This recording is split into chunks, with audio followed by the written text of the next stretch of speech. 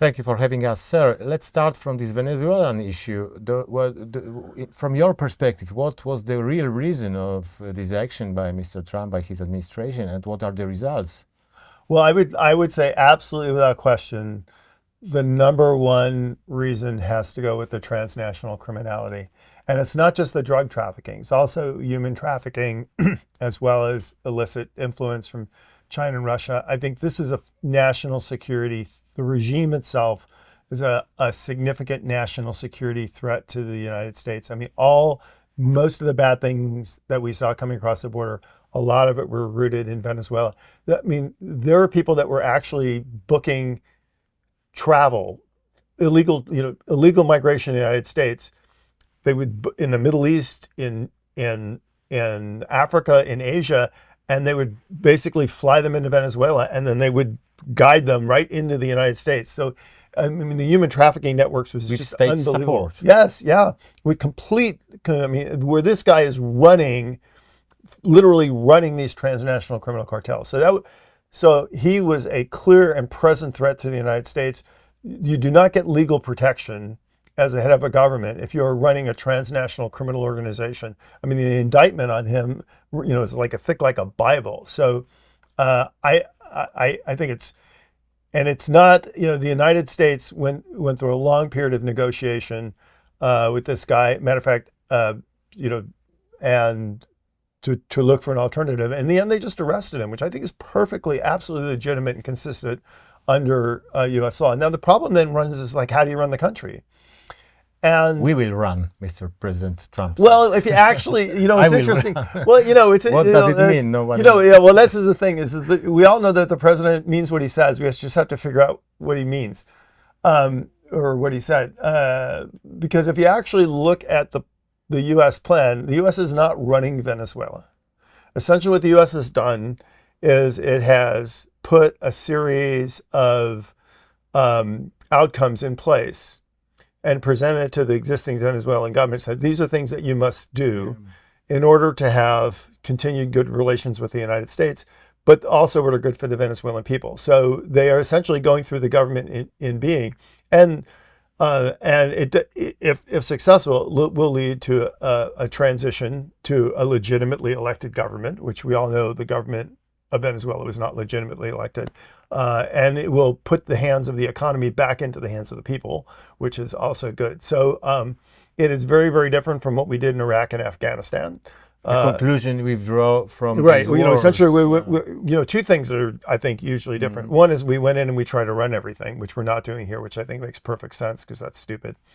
But the other, the real reason why the United States had such great trouble in Iraq and Afghanistan was essentially external forces. Like people came in and just threw gasoline on the fire. You had this wide open border with Iran. We did nothing to the Iranians. They let every ISIS and Al Qaeda guy and they bombs and whatever come in the country. We didn't do anything.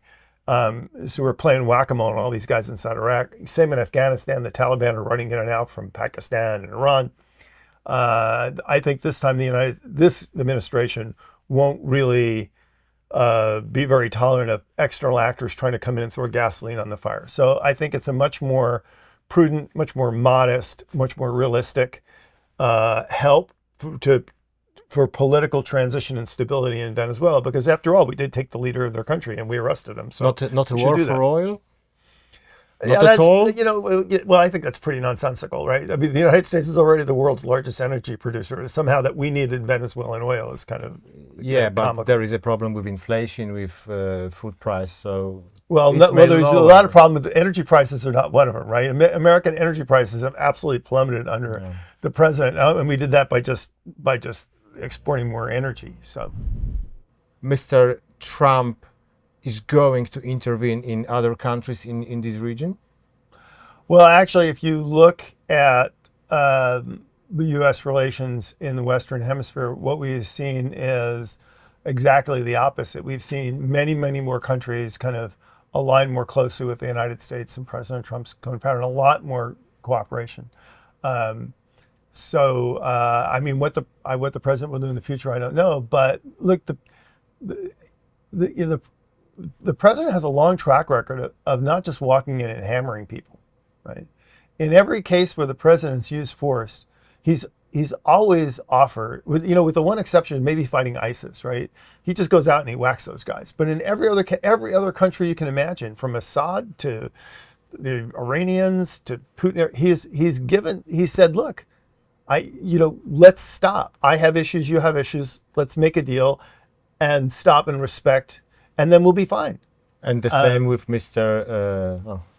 In Europe, we can't say Mr. President Putin, but we rather say, the dictator and bloody dictator Putin. Yeah, but this attempt failed, or not? Well, I mean, I know it has something to do with Venezuelan issue. Trump always offers the other guy an off ramp. If they don't take the off ramp, things are only going to get worse for them. And the reason for that is why is Trump there to begin with? And it's because he has an American interest that he has to protect. And he's going to protect that interest. And if you continue to violate and put American vital interests at risk, and I think Venezuela is a perfectly good example. We've lost more people to drug overdoses in the United States, which have come directly through Venezuela, than we have in wars. I mean, then the president's going to act, which I think any responsible nation that's been directly negatively attacked and influenced has a right to defend themselves. I mean, this is actually in the UN Charter. Would you bet that this Ukrainian war will stop this year? I don't know. I mean, here's what I know for a fact. The Russians are not winning on the ground. Yeah. And they're never going to win on the ground. Yeah. Thanks to Americans. The longer this war goes on, the worse it is for the Russian economy. Yeah, absolutely. So things are never going to get better for the Russians. There is going to be a free and independent Ukraine that can defend itself. Yeah. And that, I think, is a lot because of U.S. assistance, aid, and support. I know that for a fact. Now, when Putin wants to stop fighting, I don't know. But he's never going to win. And a big part of the reason why he's never going to win is because of Donald Trump. Do you agree that Trump's strategy is to destroy Russian economy? I am listening to some liberal commentators in Russian-speaking people, and at the beginning of the Trump's term, they were extremely against him. But now they see that it works. This strategy works because Russian economy is collapsing just before our eyes. So I think Donald Trump had two objectives. He had this before he came in office. One was he wanted a free and independent Ukraine that could defend itself, because that's in our interests. And two is he wanted the war to stop. And he did the same thing he always does. He came in and he offered Putin an off-ramp. And the longer Putin chooses not to take the off-ramp, the more the consequences for them go up. It's like when Trump offers you a deal and you say no. Trump doesn't say, oh my God, here, let me offer you a better deal. It doesn't work that way. Trump puts a deal on the table, and if you don't want the deal, things only get worse. This happened in Iran, it happened in Venezuela, and we're watching it happen before our eyes in Russia, I think, every day. Okay, Russia is not far away from Poland, so how do you see Poland and my country's role in the modern European Union, and how do you see this bilateral relationship between Poland and the United States? Well, I've always said that if one of the vital interests of the United States is a Europe that is at peace, the number one threat to the Europe's peace is the Russian threat. The number one deterrent to the Russian threat is the conventional defense of Western Europe. The three most important countries in NATO are, number one is Poland, right? Poland is what West Germany was during the Cold War. It is the centerpiece. It is the cornerstone, keystone country of the forward defense of Europe, without question. So it is literally what West Germany was to NATO in the throughout the Cold War. The second most important country is Ukraine. Doesn't matter if Ukraine's in NATO or not. That's completely irrelevant. Russia cannot attack Western Europe and drive by Ukraine and just like wave and say, I'm on my way to Riga or something, right? They've got 1,000 extra miles or kilometers of frontier with Norway and Finland and Sweden. That's a huge vulnerable flank for them. So you have Norway, you have Ukraine, and then you have Romania. Romania is really the cornerstone of the conventional defense in the West. So it's those three countries, they represent, I think, a very, very significant obstacle to Russia and the cornerstone of conventional deterrence. So, and by the way, and it's all rooted in Poland. And I think what's great for the U.S. what we've seen is under both, liberal, administrations and conservative administrations in Poland, the one line of continuity has been Poland's willingness to stand up in its own self-defense, which, from an American perspective, makes Poland really, as a security partner, the non-negotiable. These guys are the must-have allies in Europe. Yeah, but the knowledge about the lawlessness in Poland during the Tusk period, the Tusk government, is known in the United States? I don't think it's as big an issue that gets discussed here as the political lawfare and warfare that goes on in Poland. And part of the reason for that is well, in a domestic perspective, we may disagree with a lot of what this government does in terms of political repression. From a foreign policy perspective, they've been good allies, right? And so that's the more dominant, because here the number one use is we're allies. Why aren't they stepping up? Why aren't they paying their fair share? Why aren't they doing their part? And from a security perspective, Poland's obviously doing that, and so that's why there may be less attention on the domestic Polish situation here, because we're more focused on the security thing.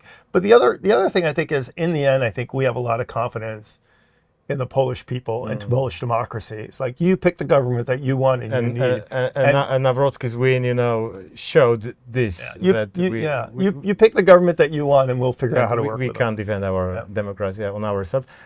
But coming back for a minute to this Russian war, Ukrainian war, you have extremely gorgeous experience on this military area. Were you surprised how poor Russian army acted in Ukraine? It was, and comparing to Venezuelan American. No, I wasn't really surprised at how poor the Russian military performed.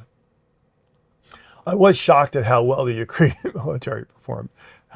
Having been, I think, in the last, I think the last time before there, I was in 2017, I can't remember, and they were explaining to me and I was like, how can this country ever defend itself? Yeah. So nobody was more shocked than I was when the Ukrainians actually put up a serious fight. And what that did is it really exposed the tremendous weaknesses of the Russian military system. Yeah, and probably this moral side is very important. In the dictatorship, people don't believe. Well, it was just it was a stupid military plan, poorly executed. But what they say: the enemy gets a vote, right? Exactly. Yeah. And the last question regarding internal American politics, in Europe there are many discussions that there is a split between MAGA movement and the traditional Republican Party. Right. Which Heritage Foundation, we can say, is a part of. Right. So one of the mythologies is, like they say, core MAGA. Well, there is no such thing as core MAGA. This is a myth. Like, what is core MAGA? Because the reality is, for Donald, the leader. Well, exactly. For Donald Trump to get elected, he had to bring together this broad coalition. He made inroads into every single demographic among American voters, with the exception of kind of white, suburban, college-educated women. Every other demographic in the United States, and rich people, every other demographic so he pulled together this massive coalition. They don't agree on everything. They don't agree on foreign policy, on a lot of things. And so the notion that there's that these are the real hardcore, I don't think that's actually true. So, the fact that there are differences in the movement, there always have been differences in the movement. The fact that people would love to see the movement split up and fall apart because that would make them happy, sure, but I think that's just wishful thinking. So not only was the movement never uniform to begin with, matter of fact, I think the threat to the conservative movement, if you said, here's an orthodoxy which everybody must absolutely follow, that would probably destroy the movement. But not only is that, I think, a misrepresentation of understanding the movement, but the other thing is where are these voters going to go? Yeah. Are they going to go to the guys that want open borders and want to raise taxes and want to defund the police? And I mean, so it's not like the other political party has painted this big place that they can all go run and vote and live. So I think the death of MAGA is like more than greatly exaggerated. So we don't have to keep our finger crossed for MAGA, for Trump, for your movement, for President Trump's camp, because it is still united and will survive. Well, I would say, the open issue is what comes after Donald Because Trump. for European, it's extremely important. Yeah. The Well, look, I split mean, I think that, we're a big, diverse, messy country, and we are still kind of split 50-50. So the question is what followed Donald Trump is, obviously you don't have to be Donald Trump, but you have to have that capacity to reach out to that broad coalition and pull it together. And we have to have a national leader demonstrate that. I will say, I actually think that the Republican Party has, and I'm not a Republican, by the way, has a very diverse and relatively young and gifted national set of leaders who are nationally known and recognized. So I'm not really worried about that. I think actually the other party has a big problem because I don't think there is an obvious national leader in that party, where I think there are actually several obvious national leaders in the Republican Party. Yeah. The white, huge Reagan's tent came back. Yeah, well, but it's different than the Reagan coalition. The Reagan coalition was made up of evangelical voters and conservative national security conservatives and economic liberals, and this coalition is actually much more diverse, much broader, and much more in a sense open, right? So I mean, a lot of those voters they disagree with all the others, but they just all voted for the same guy. No. MAGA is a lot of people. You find me a voter, a conservative voter that thinks that open borders is a good idea. Now they might have different ideas on how to deal with it.